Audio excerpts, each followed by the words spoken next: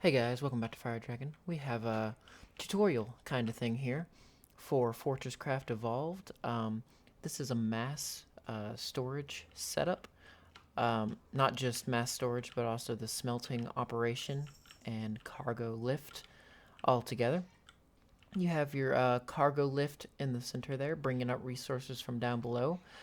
The best way to do this is to give it the upgraded or the improved cargo lift and give it a bunch of power at the top and shoot it out onto all sides above ore thingies, whatever you call those, ore smelters. That's the word I was looking for.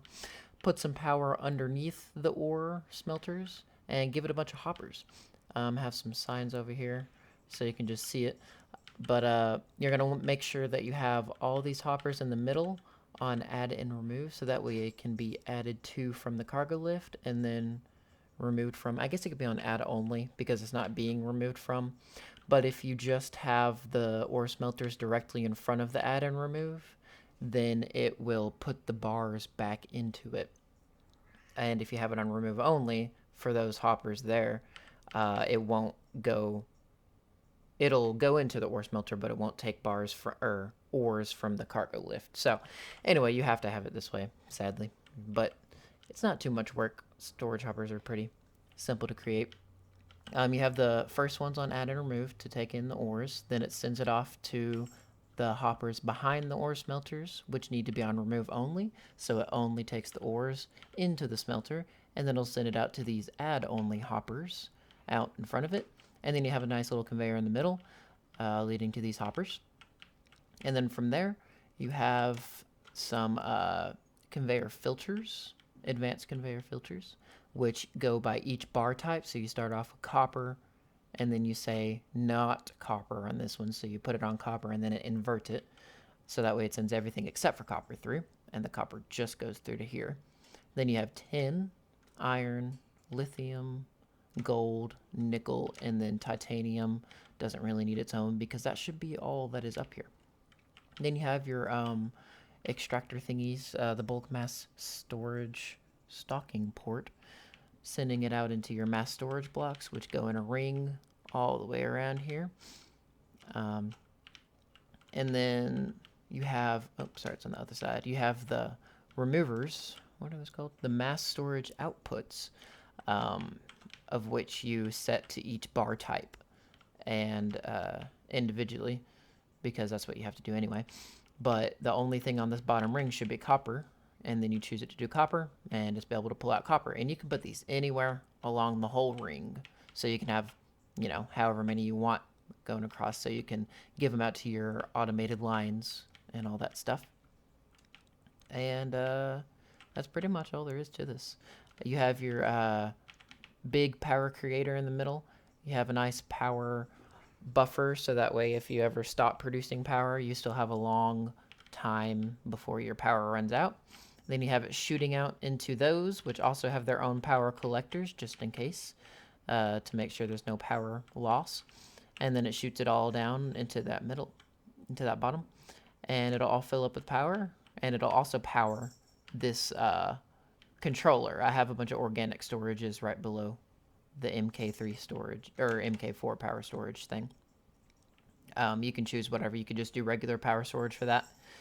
But the thing is, you do have to have this big MK4 power storage if you want the MK2 organic solars.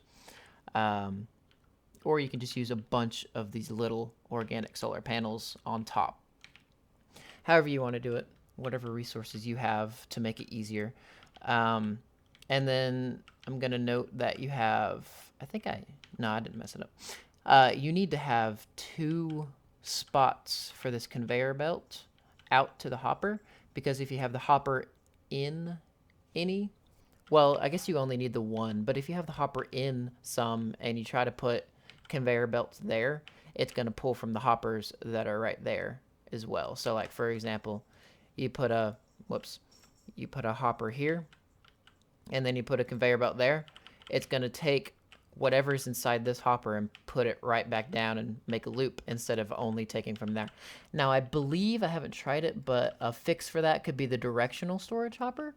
because it can only go in one direction, although it doesn't look like it is. I don't know what the direction for it is or how this thing works. Never used it. But either way, this is the setup that I have on my survival world, which we're about to flip to and show you.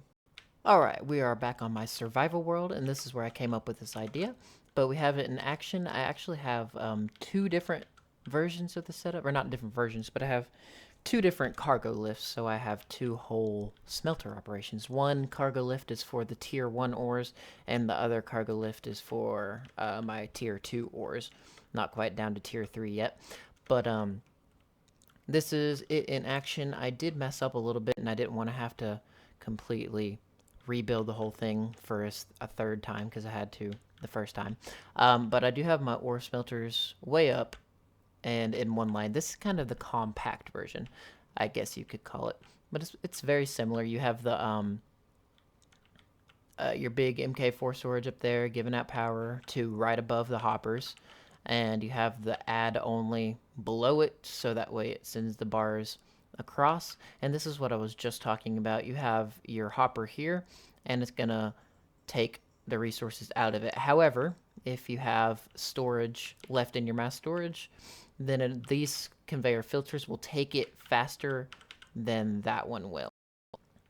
Therefore, this is only a small hiccup in the design, but I fixed that in the design I gave to you guys. And you have your remove only here. It's sending it up and in, and then you have them here up and in. And I mean, that's pretty much the only thing, but you can again, you can see it in action here. I have my nice outputs from there going down and into my things. I already had these here, otherwise I probably would have just built it out and made a platform up there and built it.